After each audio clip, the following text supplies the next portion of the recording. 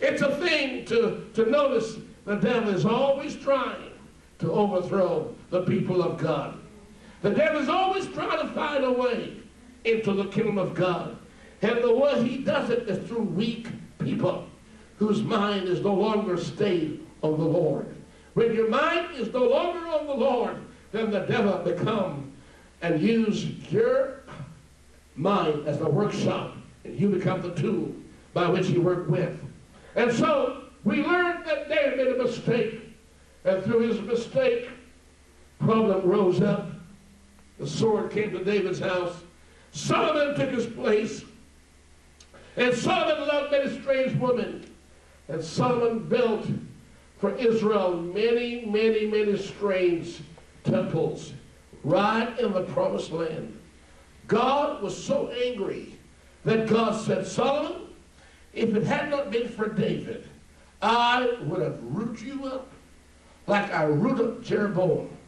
But for David's sake, I'm going to give you just 2 kingdoms and 2 tribes and take 10 tribes away from you. I want you to notice here, the tribe of Ephraim went contrary to the Lord on the leadership of Jeroboam. And under Rehoboam remained 2 tribes. And we found in 721 BC, before Christ, that the Assyrian came and carried into captivity 10 tribes in 721 BC. Now here's our timeline here, leading all the way to the end of time, all the way to here. We're looking at the timeline. All these events are supposed to take place that you see on this map in time frame. And the things I'm discussing is the history that's leading up to what we're about to discuss tonight.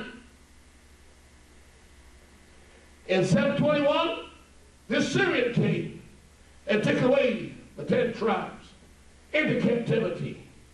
God waited. Judah didn't learn the lesson, but continued to be idolatrous. If you keep in mind, God merited Israel at Mount Sinai. When they came together, God gave them the law. And when the law was given after the Exodus, Israel became the wife of God. But Israel played the harlot. She served Baal and called Jehovah Baal.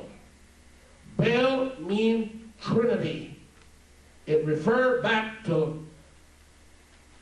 here, Babel, Nimrod, Semiramis, and Tammuz.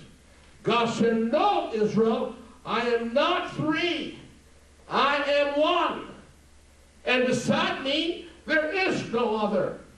And so the Lord raised up prophets after prophets like Jeremiah, Ezekiel, and Daniel that spoke and said, God is one. Israel, can't you understand that? When I met you at Mount Sinai, was there another God with me? Did you see another person there? I am one and will always be one. And Israel got so confused. But there was a time when Elijah, this great man, between the time of David and the time of Daniel, Elijah brought Israel to a place called Mount Carmel. He says, come on, Israel, make up your mind. It's Baal or Jehovah. Which is it? The people. Elijah showed them. By this time, they were threatened with captivity, that Babylon would come and take them away if they would not obey Jehovah. Israel for a while obeyed Elijah, but as soon as Elijah was gone, she went right back. And God said, that is enough. I am tired. Jeremiah, come on the scene. Tell Israel, 70 years are determined against that people. And I'm going to rid myself of this idolatrous people. I'm going to clean the land out to get them out of this place. as long as they're absent, the land will enjoy her Sabbath. Because Israel would not obey the ordinances or the festivities that God gave. And so the Lord threatens them. And finally, in 606 BC, the axe fell. Israel suffered the fate of the axe. Babylon came, burnt down the magnificent temple that was built.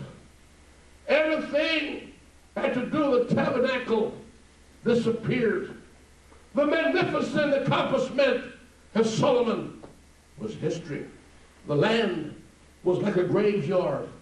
It's a terrible thing when Ichabod is written upon a people.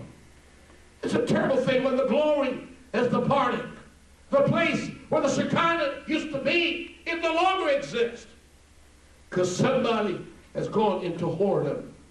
And God says, I will have no concubines around here. And I will not play second fiddle with any other gods. There's no gods before me, or after me, or beside me.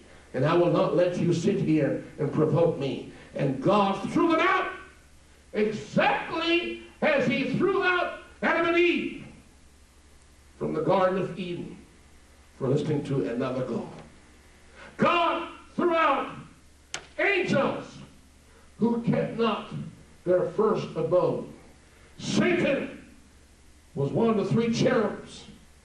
God had three cherubs: Michael, Gabriel, and Lucifer. And only two remained faithful to God: Gabriel and Michael, archangels. Why? Because the devil now desires worship that belongs only to God. When angels desire to be worshipped, when God said, no, you're ministering spirits to minister to me.